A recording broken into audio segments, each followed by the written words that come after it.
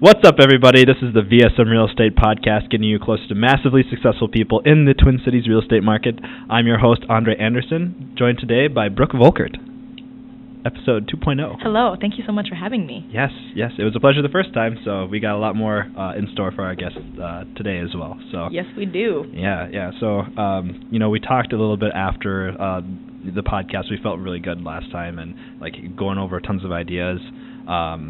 One of them was European title, how it would be very interesting in comparison to American title. We won't get to that today, but maybe something in the future, right? But today I know that you kind of want to talk about marketing. You'd mentioned last time on the previous podcast that you're doing a lot of the marketing at All American Title. Yeah. Right now, right now I am. And summer is our month where obviously we're closing deals because that's the busy time for real estate agents and loan officers. But it's also a good time to market because that's when you can pick up some new Lots business. of traction is happening right now. So and I'm not going to just talk about title marketing because I'm sure that's a whole different story. When if you did it could apply. Totally. The only thing is it's hard because it's I have to beat you guys at your own game because when you're getting sold too because you're in sales. You know what I mean? Yeah, so it has to be a different approach altogether, which I think. Yeah, maybe subvert expectations though. You could take a different route. It doesn't have to be. Or you do have to though. There's a little bit of that. Yeah. Yeah, because my marketing is not the same as what a real estate agent can use because the marketing strategies that I have for real estate agents is for clients and buyers and sellers versus more B2B. Even a loan officer is very similar because they can market to real estate agents as well. So it's kind of there's two ways to look at it: how to market to real estate agents, how to market to outside consumers. So yeah, for sure. Well, tell us about the differences. Oh, okay. Well, one thing that the difference is I just mentioned is you don't want to sell to. Right. And actually, you know what? This is pretty universal. You don't want to sell anybody anything in general. You don't want to sell a house because you consult somebody in finding the right house. Oh, right. And I would say I Very do true. the same thing with the title company because one title company is not necessarily the right fit, and that's what you got to figure out, That's why I like to take a consultative approach whenever I meet with anybody, which I think is the smartest way to go about it because 100%, yeah. You feel better about yourself as somebody on the sales team, and the person that you're talking to feels better about it because they feel you actually care about the outcome regardless. True. Yeah. Yeah, because you get to know your clients. More about that education piece. I know a lot of people say, especially for that are real estate agents, it's the education is priority because if you're trying to sell somebody on one particular item rather than having a lexicon of solutions, then people will feel that when you're not super authentic. You don't really have a generous capacity to find what they actually need. You know what I mean? Absolutely. So I agree with you 100% on having the solutions and really just kind of educating people a little bit more on what you provide. If it's not a good fit, then hey, we might have somebody, or there might be another place. Another solution, yeah. Right, exactly. I think authenticity should be the word of the day right now when we're about to talk about marketing. Hey, because it's for authenticity. Yeah, exactly. That's good enough for me. I don't know. Is that a song? No. It's C's for cookie. That's good enough for me. Okay. Yeah. Because if you're not being authentic, people can see right through it, especially millennials, because we've been being marketed to subconsciously, consciously, for our entire lives. Yeah. So it's easier now to spot who's being authentic and who's not. And I think especially when you're marketing what you're doing coming from a company, it's really easy to not seem authentic. It's very corporate or dry because you feel you have to adhere to these guidelines. But nobody really wants to even hear that kind of stuff. We're surrounded by corporate messages every day, and I think it's refreshing to feel something authentic and real. Right, for sure. And so that actually brings me to my point about marketing to your sphere of influence and kind of authenticity full circle right now. Yeah. I actually went to a seminar yesterday taught by an HGTV host, and it was actually really cool. Yeah. But he talked about the things that you want to know from your sphere of influence to be able to know where they're at in life, to be able to advise them properly, and also know when they are potentially going to be selling again or who the best referrals that they could give you are. And it's 4 things. You want to know about their family, what they like to do for recreation, their occupation, and then their dreams, because their family's obviously important. If they're growing, they want a bigger house, or they're going to be needing a bigger house, you know, checking in on them, staying top of mind, congratulating them on a new child to the family, or even a new dog. Recreation, like if they really love hiking, they're not going to like North Dakota.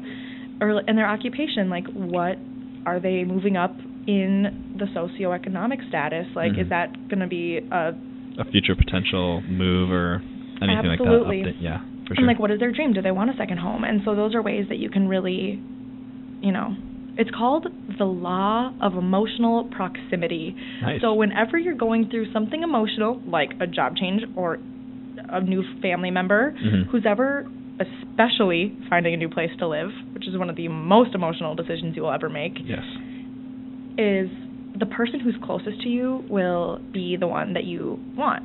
And so that's why you want to stay top of mind, but in an authentic way, because if you're not getting authentic messaging, then it's not going to resonate. And so I'll give you some strategies later on here on like different ways to do that.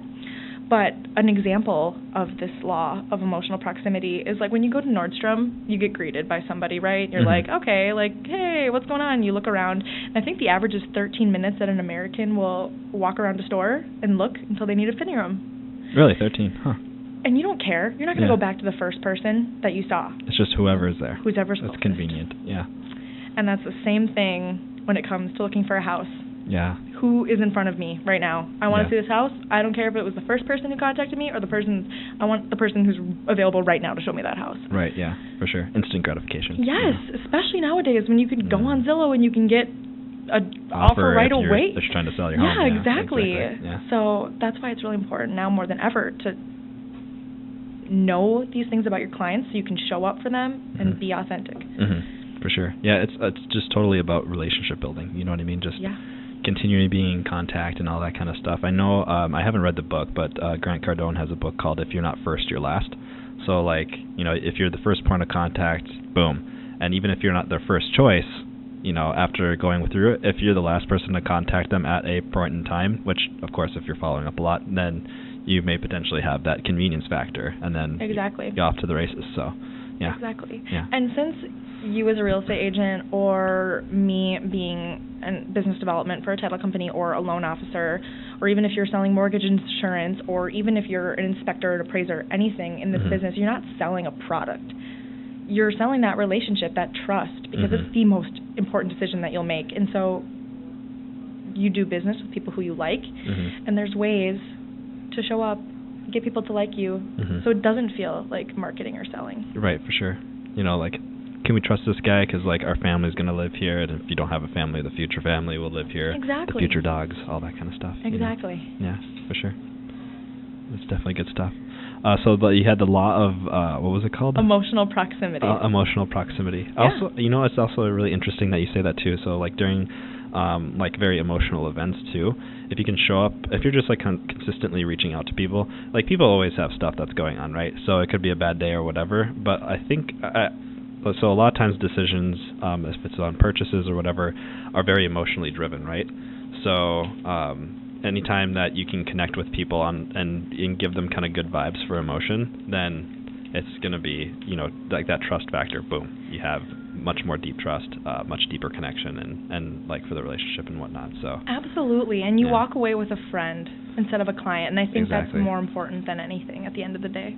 Very true. Yes, very true. Yeah, and that's really good stuff. That anybody that's listening that's just starting out, I guess like everybody can improve too. Like myself, I feel like you constantly, you know, and I'm like definitely not at the top of any sort of, you know, like huge game or whatever, but don't be hard on yourself. Whatever. It's all good. But yeah, so those are some really good points. What else did they talk about at the conference yesterday? Well, one thing that I thought was really interesting is kind of some strategies on social media, because obviously that is the future, and I know a lot of agents, I think the now. Yeah, it's like the average age of a real estate agent or loan officer is the mid-50s, so social media is definitely not your first language, and so it can be difficult, and it can seem kind of scary to attack that, but video. That's all I can say. It's one word, video. It's all that matters right now on social media, because Facebook is pushing it, LinkedIn is pushing it, Instagram is pushing it. They're all coming out with ways to highlight video, and so they push it to the top of the feed so more people see it. Yep. I mean, 85% of people watch video without sound. So it's like, don't even be so scared about what you're going to say on the video. It's just the fact that you subtitles or something that like you that show up on social media. Yeah, so with the conference that you went to yesterday, you know, it had a lot about social media and everything like that. What's All American Title doing right now that's or that you're hoping to implement maybe after going to the conference for All American Title?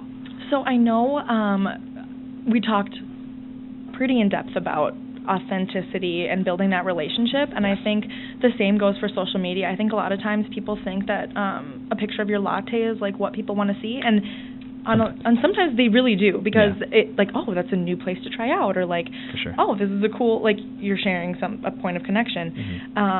But it's really important to not do it for yourself. So when you're posting on behalf of like your personal business or All American, is that I'm not posting for myself or for our company. I'm posting it for the consumer. How am I adding value with this piece of content, you know?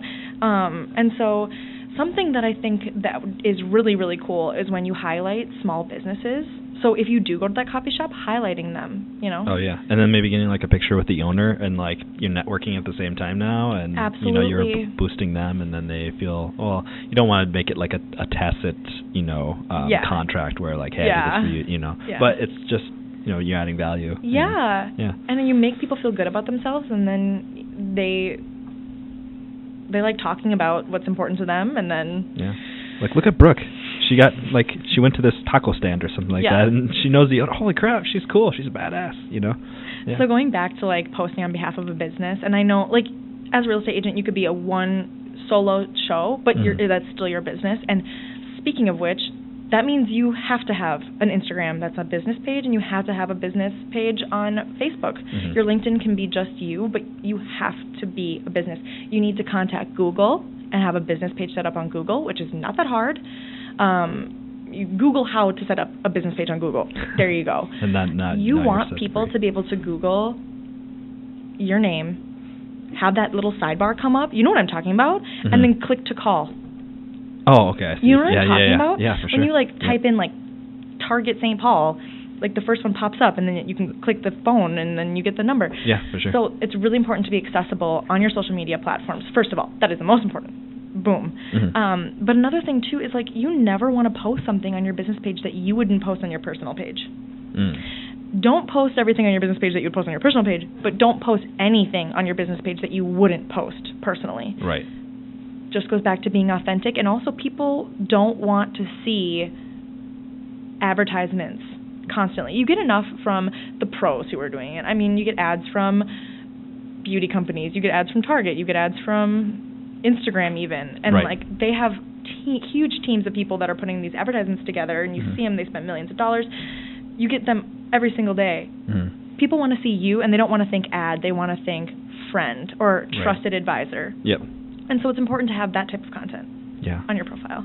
For sure. Yeah, I think that's an incredible piece of advice. Don't post anything on your business that you wouldn't post on your personal, because a lot of people think that they have to do something because other people are doing it, you know. Like a lot of real estate agents put their face on business cards or whatever, and a lot of them do it just because everyone else does it, or like they maybe not even know why they do it. And I think that, you know, that concept goes back to what are you doing and why, you know. So like having the authenticity and everything like that is just like super key. I think definitely a good point. Absolutely. And something that I really like that you guys are doing as a brokerage in whole is you're adding value, and you're doing that. You are doing video, you are doing podcasts, but it's super important to be adding value. Those are the people that are successful on social media right now. I've actually taken a step back, and I encourage you to do the same. When you're scrolling through your feed, what makes you stop your finger to like that post? And it sounds silly, but what is going to be a finger stopper? You know what I mean? And I've actually kind of sat back and I've thought, like, what made me want to follow this account? And it's like, oh, because I really liked that I was learning something about real estate when I saw their page and I want to learn more and I want to see what they post, or I really like that interior design account and I want to get more inspiration from them. So make somebody stop and think, how can I get more out of this by following them? Leave them wanting more. For sure. Also, lead them to your website. Yeah. Where they can get full podcasts and they can get, your blogs and they can get more content even. It's a great way, and Instagram business will let you track how many website clicks you get. So it's a great way to know how much traction you're getting. Like they have all the analytics and everything like on that, right, too. Yeah. It's just incredible. For free. For free? Yeah. The ads aren't free, but... No. Yeah. But sometimes they'll give you a little credit. Oh, really? They will, to try it out, Right, for sure. Feed you a crumb and then you... And then you just keep chomping. Hooked. Yeah. Exactly. Yeah, for sure. Well, that's, super insightful. There's a lot of, I think the thing with a lot of people, especially because, as you said, the average age of a real estate agent or a loan officer is maybe in the 50s or something like that. Especially for individuals that maybe didn't grow up with it or don't have just a lot of experience. I'm a millennial and I've grown up with a lot of technology, but it's also somewhat overwhelming, I think, for a lot of people because there's just so many options, or there's so much kind of stuff, right?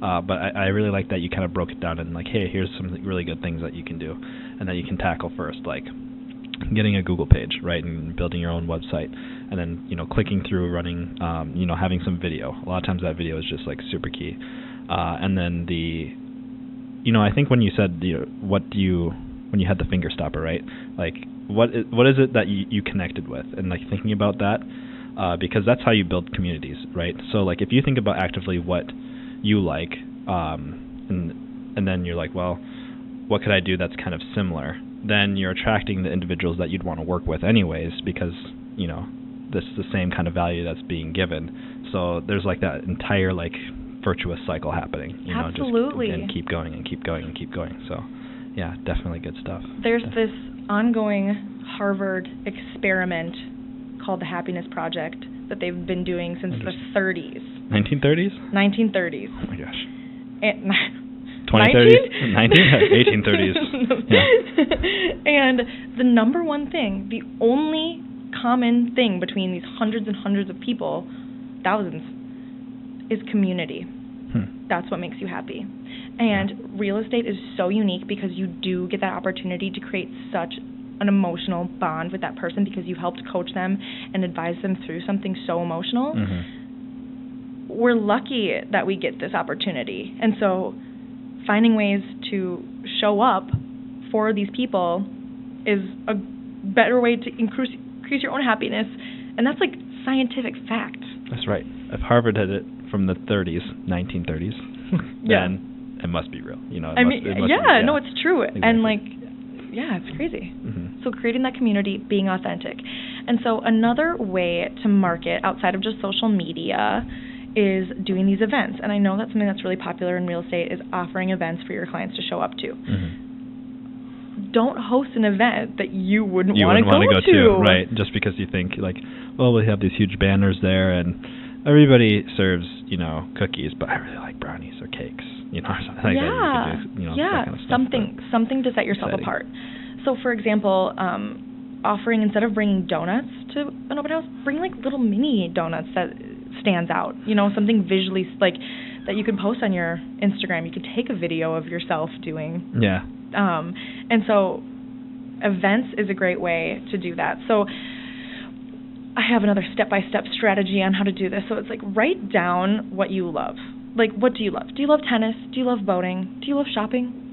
Write that down. And then pick one thing and go all in. You're going to want to do that thing frequently, not just once a quarter. Yep. And you want to do it with strangers because you want to add people to your pipeline. Yeah. And it's not in a salesy way, but building that relationship authentically versus cold calling, because that doesn't work anymore. We all know that. And so, for example, yesterday at the seminar, he shared a story about this woman who loved tennis. So she called up her sphere of influence. Great way to stay top of mind. Yes, just calling them up and say, do you know anybody who would like to play tennis with me? There you go. Referrals, not real estate based. Yep. They all show up at this, tennis court. Tennis court. I was thinking of a tennis soiree. Yeah. or whatever, you know? And they're playing tennis. Yeah. And they're getting along and they're growing. And that's once a week. And then more people hear about it, more people show up, and eventually she had like 70-some women coming to this once a week, and then she started branding the tennis balls with her logo. She started bringing, water bottles with her logo on them, and so then their happiness with a leisure activity with tennis became synonymous with her as a real estate agent. Mm-hmm. And when you do something for somebody, all these women were really excited that they got this opportunity to do something that they love with a community of people. Mm-hmm. They want to give back to the person that made that opportunity possible for them. Yeah, 100%. Yeah. And people do find ways to give back, and whether that's one referral, mm-hmm. you're getting to do something you love, you're getting to build a community, and therefore your own happiness, mm-hmm. and you can get leads. Right, for sure, and then therefore money. I actually think that community thing, listening to like other podcasts for people that are like multimillionaires or all this kind of stuff, something that they talk about is like, of course, there's like they always want to be making more money and whatnot and growing their business, and that's I think more of like because of like the challenge of growing, like self-development, all that kind of and it's just kind of like a benchmark or a measurement tool. But something that they like really are avidly going for now is like making impact or like building a community, and like that's so much more fulfilling that if you're like intertwining it all together from the get, then like damn, you got it, homie. You could just keep going and just community and happiness are synonymous with you and your business. I don't think that there's anything better. You think of the local ice cream shop and you think happiness. Yeah. You think of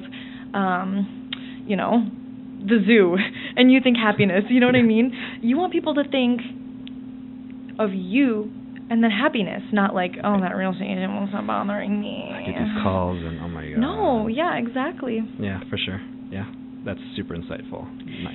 And so I follow, shout out Jenna Kutcher, which is Gold Digger Podcast. Like not gold. I saw that. Gold Digger. Yeah, no, I actually saw that when I was looking through podcasts today. I'm like, because I read it as Gold Digger. And I'm like, huh. Gold Digger by. Yeah. I was like, huh. And then as you said, I'm like, aha. Yeah. Yeah. Okay. And so what she started doing is she was a wedding photographer. She was posting about her business, wedding pictures, stuff like that. And yeah, it was working, but she wasn't physically showing up in her pictures. She found that she doubled her engagement on Instagram. Just doubled. Showing her face or something like that. Taking a picture of herself. People like to see that. Same with our personal, the All American Titles Instagram page. Yep. We get pretty much 3 times the amount of likes when somebody from our office shows up in the picture. Right. Because people see a human face. People don't like a picture of a couch. That doesn't stop your finger. No, even if I see that, I'll like it. I'm like, oh, that's actually a cool couch, but it doesn't make me want to like show validation by, which is a silly thing to even talk about, but it's true. Yes, yeah, for sure. No emotional connection when there's just the couch. Exactly. So she doubled her engagement, and I think that that's absolutely insane. So it's really important that you are showing up. Right. Yeah. That's something that you can implement today. Absolutely. I'm going to keep implementing that. Yeah. For sure. Selfie it up. Yeah. Everybody used to make fun of you back in like 2013. Oh, selfie. And now it's the gold standard. Yeah, it's the gold standard. Yeah. Or, posting pictures of your clients at the sold sign, not just a picture of the house. Like, it's so impactful to see like their smiling faces and other people's emotions invoke emotion out of you. So we're consuming so much content as modern day civilians. People yeah. that you want to add that dose of happiness. So yeah, those are some nice tips and tricks. Yeah. I sure. just think that thing about events and just doing something that you love and inviting strangers to do it with you, you create new connections, which then leads to more. Yes. They say 6 degrees of separation. Yeah. Or something. But in Minnesota, it's literally 2 degrees of separation. So everyone's connected. Everybody knows somebody that could potentially be a lead for you. For sure. Yeah. So call in today. You can reach me at 651. No. Yeah. For sure. So we've kind of harped a little bit on social media because it's super important. Yes. I know that All American Title has been around for a bit, and you're taking control of like the business development and the marketing and everything there. What kind of more traditional marketing for All American are you guys doing? Is there anything apart from social media that you guys are doing right now, or? So something that we were founded on is by adding value to people. And that's why I keep pushing that adding value on social media, but adding value to your business, whatever that may look like. And I think it's important, what we've done is whether that's like a valuable introduction or that is content on how to run a successful event or education, or there's so many ways that you can add value, and that's something that that is like our foundation of our company, and that's why we've been successful. That's why we've fostered so many good relationships. That's why we've closed on tens and tens of thousands of people's homes. Did you have anything else that's kind of like that's in the back of your mind that kind of helps deal with marketing people that are, maybe just getting started, either any kind of business that they have? It might not even be real estate related, something that, they're maybe even an employee of a company, and they have, a business team that they're trying to pitch ideas to, but the team isn't really kind of going along with it. Yeah, how to sell your idea. Yeah, for sure. Or do you have anything that you would give advice to for people that are in those positions, or something that is just kind of pops out of your mind for that? Well, something that I find kind of fascinating. Well, I think branding in general is super interesting. I think it's absolutely insane that you look at a Nike sign and you see Nike, just from a symbol and the font. You're like, oh, that's Nike font. Something like that. I think how that captures our attention. It's a finger stopper. It's a finger stopper. But doing that for yourself. Oh, yes. What do people associate you with? What is your personal brand? And building that. And I think building a personal brand, you don't have to own a business to do that. You can be in IT and still need a personal brand, because you still have to interact with people to not necessarily push your agenda, but to get to show that something's important to you, get something across, and you do that by fostering relationships. And I think you can do that by discovering what you like, what you resonate with, and then finding people that are like that. Yeah, very true. So personal brand, even if you're an employee in the company or anything like that, there's just always, it's just winning people more to your team, so then you can make more impact and, kind of create what you want and everything like that. And of course, be open to other people, doing that for you. You know what I mean? Join the tribe if there's a tribe that you kind of jive with, that you vibe with. And it's hard sometimes you can feel lonely, you don't have anybody to relate to. That's why there's meetup.com, there's Facebook groups, there's so many different ways now, there's so many ways to connect with people in your community. For sure. Yeah. Do you have any advice, when you first started out your career, something that kind of helped you to move on or move ahead? For sure. So, I guess for a corporate in a corporate setting, regular corporate America, I think I only worked for 1 year, formally at a career kind of a thing. But I think that just a lot of times if it's a position you have ideas or something like that, you just have to keep going after it and show everybody and start to have proof, especially if you're young and starting out and really trying to work up getting that street cred, street cred. Yeah, street cred. You have to hustle, kind of outwork a lot of people just to show people that you're taking something serious, and then they have to take you serious or something like that. And just providing results of some sort. As soon as you start building that kind of repertoire of experience or this kind of things, and then just being open and communicative with people, and it's much less I think about forcing your own ideas down someone else's throat. You kind of open the questions to kind of pull out different things and then use that.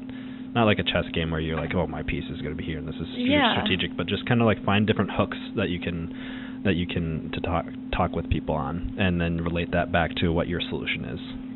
So getting them to open up, and then it's kind of that's not quite like Inception where you're planting kind of seeds or whatever, but there's a little bit of that. It's always give and take, but you can kind of do that thing. And if you add value to Pam in HR by bringing her a coffee, huge bonus. She's going to find ways to add value to you too. If you give. That's a great idea. Yeah. You want your relationships to be like that. I mean, you want them to be even, but you also want to be giving, and you want to give back. Well, I think Well, I think you should actually give as much as possible. Yeah, you don't absolutely. Give just to get. Yeah, because that's coming from a place that's not authentic. Yeah, right? exactly. So, but if you're giving constantly as much as you can, and like not having the expectation, so if like nothing happens from it, then you're in a good place because like you don't really care, and like that's more about a reflection of who you are. You're like I gave my all. Right, exactly. It's like opening the door for someone. You know, like if you're pissed if they don't say thank you, then like that's on you. Yeah. You know what I mean? Why did you choose to open it? Yeah, exactly. So exactly like that. It also comes down to Pam and HR's perception of you, or your client's perception of you, the stranger on social media's perception of you, because everybody's perception is their reality. Like your perception is your reality. Right. And so it's important to create that feeling of authenticity. Yeah. It really is. Yes. Yeah. Yeah. 100%. 100%. So yeah. I guess that's probably pretty much everything that we've covered then. Or did you have anything else that, any last minute tips and tricks for people for marketing? I'm trying to think right now because I had something and I lost it. Oh, no. This is it. Never say no to a meeting. Never say no. You never, ever, ever know what you're going to get from it or what you're going to give in it. True. Yeah. Always say yes to a meeting. There you go. I think especially when you're first starting out. Exactly. Another thing no choice. For when you're just starting out at a company, corporate or otherwise, never eat lunch alone. Yeah.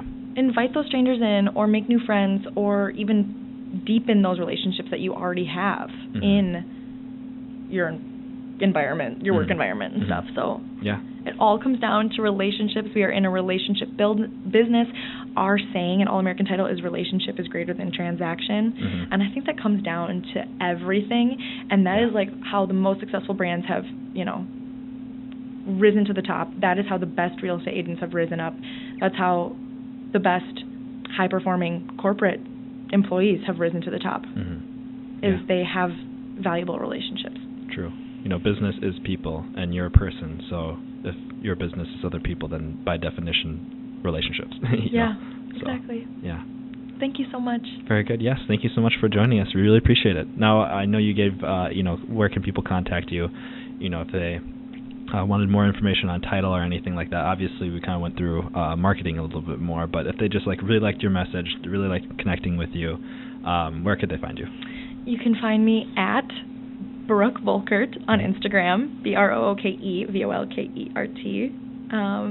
Yeah. Instagram is like pretty much your go-to thing. My go-to thing now. For sure. Yeah. It's like a daily. Yeah.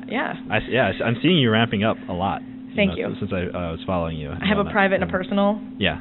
So I gotta keep everything. Or no, a private and a personal. No, I have like a business and a personal. So private and personal. It's hard, but that's the thing too. It's like I don't want to post anything on my business that I wouldn't want to post on my personal. So true. Yeah. Just think about that. Yeah. Be cognizant. Be aware. Yes. Yes.